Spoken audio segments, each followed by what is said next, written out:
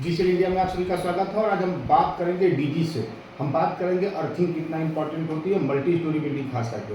हम बात करेंगे जो बड़े बड़े पैनल लगाए जाते हैं उसका क्या रोल होता है मल्टी स्टोरी बिल्डिंग में। हमारे पास सौरभ जी हैं। सौरभ जी, विषय में आपका स्वागत है। और सबसे पहला सवाल, बड़ी बड़ी मल्टी स्टोरी बिल्डिंगें बनती हैं, उसमें पावर बैकअप के लिए डीजी सेट लगाया जाता है। लोग लापरवाही करते हैं, समय से सर्विस नहीं कराते हैं। इसका क्या रोल होता है समय से सर्विस और उस डीजी सेट के लिए?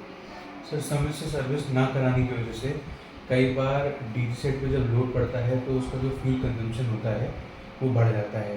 सर्विस ना कराने की वजह से जो वो एनर्जी आउटपुट, करंट आउटपुट दे रहा होता है वो भी कम हो जाता है। कई चीज़ों में लैग आने लगता है। अगर आपका फ्यूल कंजम्पशन ज़्यादा होगा तो जाहिर सी बात है आपकी रनिंग कॉस्ट डीजी सेट की बढ़ जाएगी।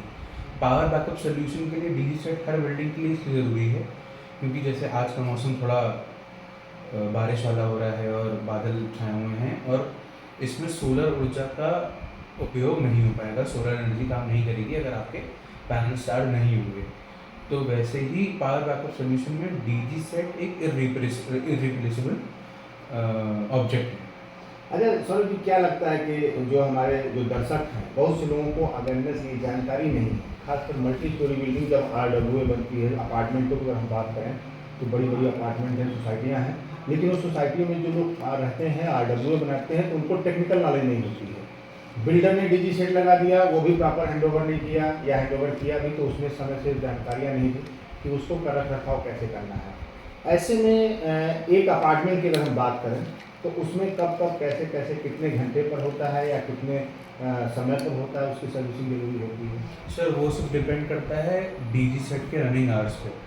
जैसे मान लीजिए कुछ इलाके होते हैं, कुछ एरियाज होते हैं जहाँ पे लाइट इलेक्ट्रिसिटी बहुत ज़्यादा कटती है और डीजी सेट का कंजम्पशन बहुत ज़्यादा है। तो वहाँ पे अगर आपका डीजी सेट 150-200 घंटे चल गया है या फिर 300 घंटे तक भी चल गया है तो आपको सर्विस करा लेनी चाहिए।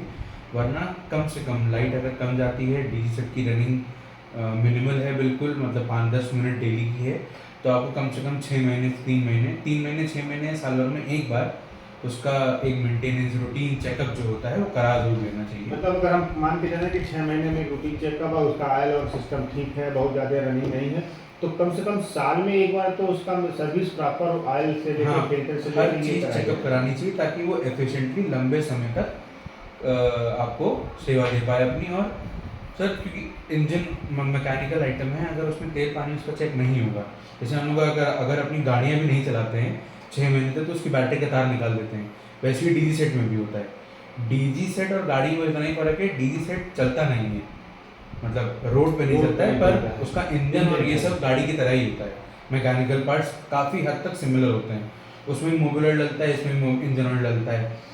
तो वैसे ही 6 महीने साल भर में एक बार तो चेकअप ज़रूरी है, क्योंकि कभी अगर बैकअप की हमें ज़रूरत हुई और एकदम आपत्ति के समय पे नहीं काम किया डीजी से तो फिर बेकार हो जाएगा वो रखना। अच्छा, डीजी सेट के साथ साथ मल्टी स्टोरी बिल्डिंग्स हो या कॉम्प्लेक्स हो, उसमें एक पैनल रूम होते हैं। पैनल में तमाम इलेक्ट्रिकल पार्ट्स लगे होते हैं, तो क्या उनका भी रख रखाव एएमसी या सर्विस जरूरी होता है या उनको नहीं करना होता है? सर, जब डीजी सेट का रख रखाव या फिर मेंटेनेंस रूटीन चेकअप हो रहा है, उसी के साथ साथ साइमल्टेनियसली हैंड इन हैंड हम लोग पूरे पैनल, वायरिंग, केबलिंग, हर चीज़ का चेकअप करते हैं कि क्या कहीं से केबल कटी तो नहीं है, क्या कहीं से करंट लीक तो नहीं हो रहा है, क्या जो लग्स या जो कनेक्शन हुए हैं पैनल से, कहीं पैनल लूज हो हाँ, या लूज तो नहीं, क्योंकि जितना लूज होगा उसमें कार्बन जमा होगा।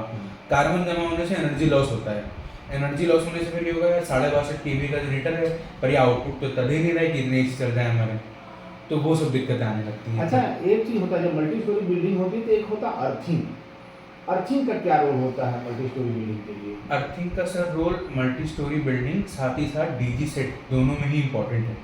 जब भी हम लोग डीजी सेट की इंस्टॉलेशन एवं कमीशनिंग करते हैं, हम लोग सबसे रिक्वेस्ट करते हैं और ये मैंडेटरी कर देते हैं कि डीजी सेट की जो अर्थिंग होगी, मतलब उसके केवीए के हिसाब से, उसके पावर रेंज के हिसाब से वो अलग अलग, फॉर एग्जांपल 62.5 केवीए पे 4 अर्थिंग मैंडेटरी होती है और पूरी बिल्डिंग की जो अर्थिंग होगी वो अलग होगी।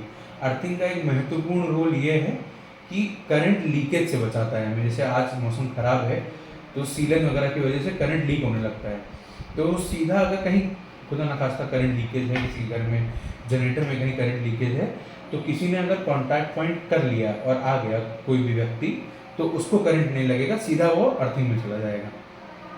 ये बहुत महत्वपूर्ण होता है। अच्छा, इसका जान मान की हानि नहीं जान होगी मान की इसमें। हानि नहीं होती क्या? इसका जो है कुछ प्रॉपर मेंटेनेंस भी होता है, या एक बार आपने अर्थिंग करा लिया तो उसको दोबारा चेक नहीं करना होता है? नहीं सर, अर्थिंग में ऐसा कोई खास मेंटेनेंस या प्रॉपर चेकअप नहीं होता है। ये सब प्रॉपर डीजी सेट रूटीन का ही पार्ट है। जब ये सब चेक कर लेते हो तो अर्थिंग वायर खींच के देख लेते हैं, प्रॉपर उसका पेट कवर लगा है कि नहीं ये देख लेते हैं। और एक अर्थिंग की लाइफ अमूमन 8 से 10 साल होती है, अगर आपने अच्छी क्वालिटी की जीआई अर्थिंग या कॉपर यानी अर्थिंग अगर लगाई है तो। हमने अर्थिंग कराई है, कोई बिल्डिंग पुरानी है, तो 10 साल बाद हमें प्रॉपर दोबारा अर्थिंग की हाँ, आवश्यकता है। चेक करवा लेना चाहिए 101% कि वो अर्थिंग काम ये कर बहुत भी रही बहुत है कि महत्वपूर्ण नहीं। जानकारी आपने दी, क्योंकि पता चलता है 20-20, 25-25 साल से बिल्डिंगें बनी हुई हैं, अवेयरनेस के अभाव में लोग समझ नहीं पाते हैं उनकी अर्थिंग क्या होती है, या उनको लगता है कि अर्थिंग है, वायर है ज़मीन में, इसको अर्थिंग कर दिया गया है, तब इसकी आवश्यकता नहीं है। तो यानी ये भी एक हमारा महत्वपूर्ण बिंदु है जिस पर हमें ध्यान देने की आवश्यकता है। एक महत्वपूर्ण बिंदु और है, जैसे मल्टी स्टोरी बिल्डिंग की अगर हम बात करते हैं तो वहाँ पर लिफ्ट वगैरह होती है, तमाम हैवी पार्ट्स होते हैं, तमाम उनके जो इलेक्ट्रिकल पार्ट्स होते हैं वो लगाए जाते हैं। जब वो कभी ख़राब होते हैं तो कंपनियां या मार्केट में अगर वो चेंज करने जाते हैं तो बहुत से लोग उसका सब्स्टिट्यूट देते हैं कि आज इस कंपनी का नहीं, ये बंद हो गया, इसका ले लीजिए या इसका। इसमें क्या सावधानी बरतनी चाहिए कभी भी? सावधानी सर मुझे इतनी बरतनी चाहिए कि जिस स्पेसिफिकेशन का हमारी लिफ्ट में वो पार्ट लगा है, फॉर एग्जांपल एमसीसीबी, आरसीसीबी, या जो केबल जिस स्पेसिफिकेशन का लगा है, उसी सेम स्पेसिफिकेशन का हम मार्केट से खरीद के लाएं, बी इट एनी ब्रांड। और ज़्यादातर लोग कोशिश करते हैं कि अच्छे इंडस्ट्रियल ब्रांड्स जो इंडस्ट्रियल सेक्टर में काम कर रहे हैं, एक बड़ा नाम श्नाइडर है, एबीबी है, ली ग्रैंड है, बाकी हैवेल्स वगैरह भी आजकल ये सब बनाने लगा है, एंकर भी बनाने लगा है, जो प्रचलित ब्रांड्स हैं उन्हीं का लगाएं, पर स्पेसिफिकेशन का खास तौर खास तौर पे ध्यान रखते हैं। जी, कैपेसिटी जी। के लिए मैंने इसको लगाया गया। सौरभ जी, काफ़ी महत्वपूर्ण जानकारी दी आपने। निश्चित तौर पे जो हमारे दर्शक हैं, खासकर जो मल्टी स्टोरी बिल्डिंग रहते हैं, वो उससे लाभान्वित होंगे। लेकिन एक सवाल ये है कि उनके भी बहुत से सवाल हो सकते हैं। हमने तो वो कॉमन सवाल पूछा आपसे जो निश्चित तौर पर हमारे दर्शकों को उससे लाभ पहुँचेगा। लेकिन जो हमारे दर्शक अगर आपसे कनेक्ट होना चाहें, उनकी जो समस्याएं हैं, चाहे हमारी डीजी सेट की सर्विसिंग से संबंधित हो, डीजी सेट की एएमसी से संबंधित हो, या फिर हमारे पैनल पार्ट्स के रिक्वायरमेंट हो, या फिर क्यों ना अर्थिंग की ही बात हो, ये तमाम वो मुद्दे हैं जो निश्चित तौर पर लोगों को प्रतिदिन उससे समस्याएं आती हैं, उसके समाधान के लिए कोई न कोई विकल्प की तलाश होती है। ऐसे में अगर हमारे दर्शक आपसे कनेक्ट होना चाहें तो कैसे कनेक्ट हो सकते हैं? हमसे कनेक्ट कर सकते हैं हमारे फ़ोन नंबर 8957533840। हमारा ऑफिस है Lekhraj metro station, Faizabad road, Shivani palace में। ओमकार एजेंसीज हमारी फर्म का नाम है। बहुत बहुत धन्यवाद सौरभ जी। और निश्चित तौर पर आपके जो सुझाव थे हमारे जो दर्शकों तक पहुँचेंगे, उससे वो लाभान्वित होंगे।